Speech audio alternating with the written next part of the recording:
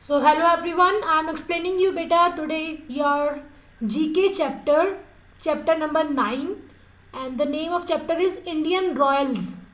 Royals का मतलब क्या होता है? रॉयल का अगर हम सिंपल मीनिंग देखें तो रॉयल का मतलब होता है शाही। शाही मतलब कुछ ऐसे पर्सन्स को यहाँ पे डिस्कस किया गया है इस चैप्टर के अंदर। इंडिया के कुछ ऐसे पर्सन जो बहुत ज़्यादा मतलब यू कैन से बड़े घराने से बिलोंग करते थे एंड शाही लोग थे वो। तो let us read about them. India, within a passage of 1,000 years, has seen several conquerors, rulers, dynasties and emperors. India जो है मतलब हजारों सालों से इंडिया ने क्या देखा है कि बहुत सारे ऐसे लोग थे मतलब कॉन्क्वायरर्स मतलब जो लड़ाई करते हैं और उसमें जीत जाते हैं।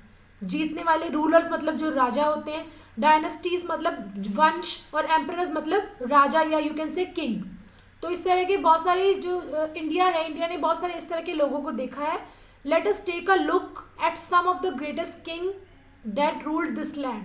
तो हम देखते हैं पढ़ते हैं यहाँ पर कि कुछ ऐसे राजाओं के बारे में जिन्होंने इंडिया के ऊपर रूल किया है, इंडिया के ऊपर राज्य किया है। तो फर्स्ट इज महाराणा प्रताप। आपने इनके नेम सुने होंगे पहले, कभी कभी मूवीज में भी आते हैं या फिर यू कैन से सीरियल्स भी हैं इनके ऊपर और बुक्स में भी इनके नाम बहुत बार आते हैं। दिस इज महाराणा प्रताप, टीपू सुल्तान, पृथ्वीराज चौहान, रंजीत सिंह, चंद्रगुप्त, समुद्रगुप्त, ये सारे इनके नेम हैं और आगे भी नेम्स आएंगे। तो let us read it further. Maharana Pratap was a Hindu Rajput ruler of Mewar. जो महाराणा प्रताप है वो हिंदू हैं, राजपूत हैं और मेवाड़ के वो राजा थे। He was one of the greatest warriors among the Rajput. और वो राजपूतों के बीच में से मतलब बहुत सारे राजपूतों के वो ग्रेटेस्ट वॉरियर्स थे। मतलब वॉरियर मतलब जो लड़ाई करते हैं और यू कैन से विनर होते हैं। वॉरियर्स मतलब जो यू कैन से जो लड़ाइयाँ करते हैं ना, यू कैन से क्या बोलेंगे इसको, योद्धा। वॉरियर का मतलब होता है योद्धा जो लड़ने के लिए जाते हैं युद्ध में। He refuse to submit to the suzerainty of the Mughal emperor. उन्होंने क्या किया, उन्होंने मना कर दिया। रिफ्यूज मतलब मना कर दिया था कि वो अपना जो मुगल राज है वो किसी को नहीं देंगे। Unlike the other Rajput princely states, बाकी जो राजपूत स्टेट्स थे, राजपूत के जो राजा थे, उन्होंने अपना जो यू कैन से अपना अधिकार उन्होंने अपना आगे दे दिया था, लेकिन इन्होंने मना कर दिया था कि मैं अपना राज्य किसी को भी नहीं दूंगा। मतलब he was very big ruler you can say, Maharana Pratap. Next is Tipu Sultan. Tipu Sultan also known as tiger of Mysore. Mysore का इनको शेर भी कहा जाता था। Was the ruler of sultanate of Mysore. Mysore के ये रूलर थे मतलब राजा थे। He fought many wars with the British. इन्होंने ब्रिटिश के साथ बहुत सारी लड़ाइयाँ लड़ी। He passed away at Srirangapatna during the course of his battle against the British. British के साथ लड़ाई करते वक्त एक लड़ाई में उनकी मौत होगी। पास्ड अवे का मतलब वो चले गए इस दुनिया से, रुखसत हो गए, इस दुनिया से चले गए, तो उसको हम बोलेंगे passed away. Next is Prithviraj Chauhan. Prithviraj Chauhan was a king of Chauhan. Chauhan के किंग थे ये। चौहान वंश, डायनेस्टी का मतलब होता है वंश, तो चौहान वंश के ये राजा थे। Who ruled the kingdom of Ajmer and Delhi. और जिन्होंने अजमेर और दिल्ली का जो किंगडम था, किंगडम मतलब किला और यू कैन से वंश और यू कैन से राज्य, किंगडम मतलब राज्य, उस राज्य को इन्होंने रूल किया था, वहाँ पे राज्य किया था। He succeeded to throne at the age of 13 years when he was in 1179। मतलब ईयर अभी 2020 चल रहा है ना, तो 1179 ईयर के अंदर जब उनकी उम्र सिर्फ 13 ईयर्स थी तब उन्होंने अपना सिंहासन पे राज्य करना शुरू कर दिया था। क्योंकि जो उनके फादर थे, his father died in a battle, कि उनके जो फादर थे उनकी डेथ हो गई थी एक लड़ाई के दौरान। तो इनको 13 साल की उम्र में ही इनको राज्य दे दिया गया था, इनको सिंहासन पर बिठा दिया गया था। This is Prithviraj Chauhan. Next is Ranjit Singh. Ranjit Singh was the founder of Sikh empire in Punjab. तो पंजाब के सिख एम्पायर के ये फाउंडर है, मतलब यू कैन से फाउंडर मतलब इन्होंने इसकी खोज की थी। And he bought the entire central Punjab under his rule through his able administration. मतलब इनकी यू कैन से एडमिनिस्ट्रेशन मतलब इन्होंने इसको बहुत अच्छे से हैंडल किया था। और इन्होंने क्या किया था, सारे पंजाब को सेंट्रलाइज कर दिया था, मतलब सभी को इकट्ठा कर दिया था, अपने अंडर इन्होंने रूल करना शुरू कर दिया था। आगे है हमारा चंद्रगुप्त वन। तो इनका नाम क्या है, चंद्रगुप्त। ही was the founder of Gupta dynasty. Gupta वंश के ये फाउंडर थे, मतलब इन्होंने गुप्ता वंश की खोज की थी।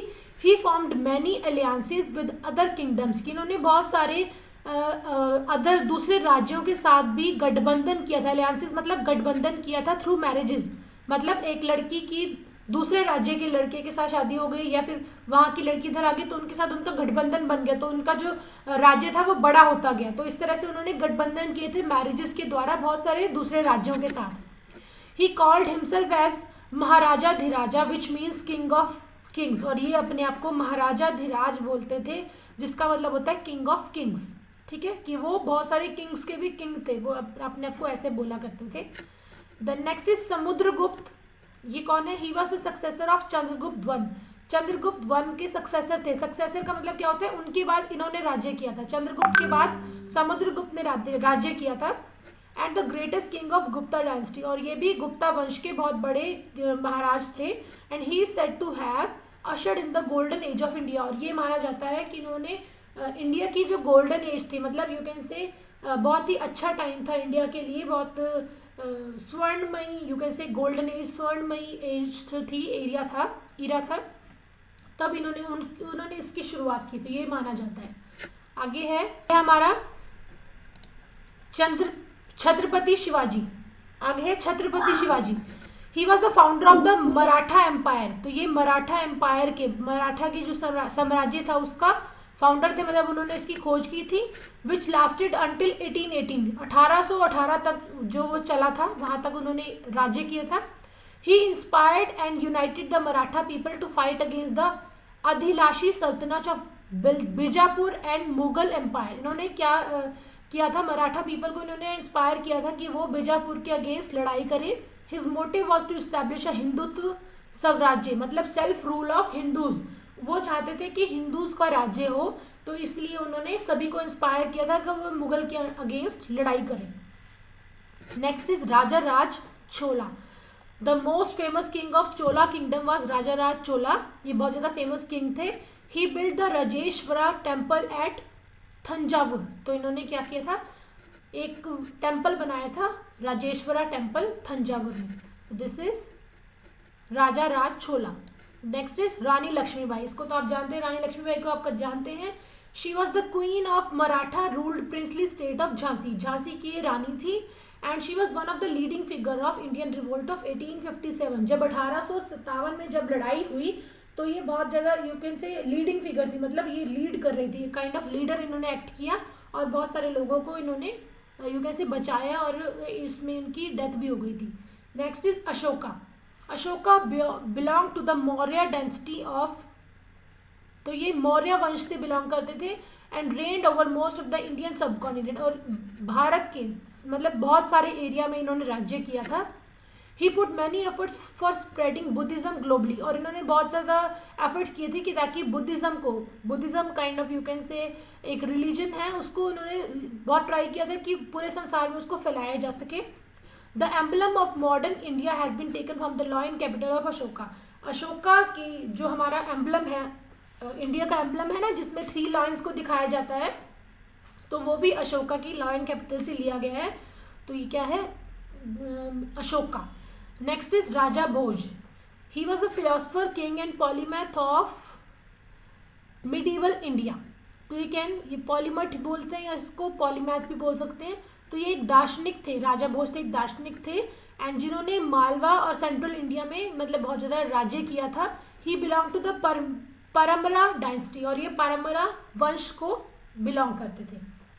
नेक्स्ट इज हेमू या हिमायू, इनको बोला जाता है। Hemu was a chief minister of Suri dynasty. Suri वंश से बिलोंग करते थे, नॉर्थ इंडिया की। He assumed the title of Vikramaditya and claimed royal status, और इन्होंने ग्रहण किया था, विक्रमादित्य का टाइटल ग्रहण किया था, और शाही अंदाज इनका बहुत ज़्यादा था, और इन्होंने बहुत सारी विक्ट्रीज, मतलब मुगल फोर्सेस के अगेंस्ट बहुत सारी इन्होंने विक्ट्रीज, मतलब बहुत सारी जीत हासिल की थी। Next is Bajirao one. Bajirao one was a brave general of Maratha empire. Maratha वंश का ये बहुत ज़्यादा ब्रेव पर्सन थे। थ्रू हिज एबल्ड एडमिनिस्ट्रेशन, इनकी बहुत अच्छी, you can say, administration, you can say, कि अपने अंडर इनके बहुत सारे लोग काम करते थे, तो बहुत अच्छी इनकी जजमेंट थी और बहुत अच्छा उनको रूल करते थे। The Maratha empire expanded in the north India, इनके एडमिनिस्ट्रेशन के अंडर, मतलब इनके नेतृत्व में मराठा एम्पायर जो थे, मराठा वंश पूरे नॉर्थ इंडिया में फैल गया था। In his brief military career spanning 20 years, मतलब इनकी 20 साल के राज्य में Bajirao never lost a single battle, Bajirao ने आज तक कोई भी जंग हारी नहीं थी, उन्होंने सभी जंग जीती थी। तो this is all about your chapter. आप सभी को समझ आ गया होगा। इसमें आपको जो क्वेश्चन पूछे जाएंगे वो इस तरह से पूछे जाएंगे कि यू कैन से कि who ruled in the state of Jhansi, तो आपने आंसर देना होगा रानी लक्ष्मीबाई। या फिर आई कैन आस्क की on whose capital emblem of modern India has been made, मतलब जो इंडिया का एम्बलम है, मॉडर्न एम्बलम है, वो किसके अकॉर्डिंग बनाया गया, मतलब किसके कहाँ से लिया गया, तो यू कैन से अशोका से लिया गया है। And who is the you can से ruler who has never lost a single battle, मतलब जो कभी भी नहीं हारा है, तो आप बोलोगे बाजीराव वन। तो इस तरह से आपके पास क्वेश्चन आ सकते हैं। तो कुछ क्वेश्चन मैं आपको बना के भी दूंगी। तो I think you all understood this chapter. So thank you everybody.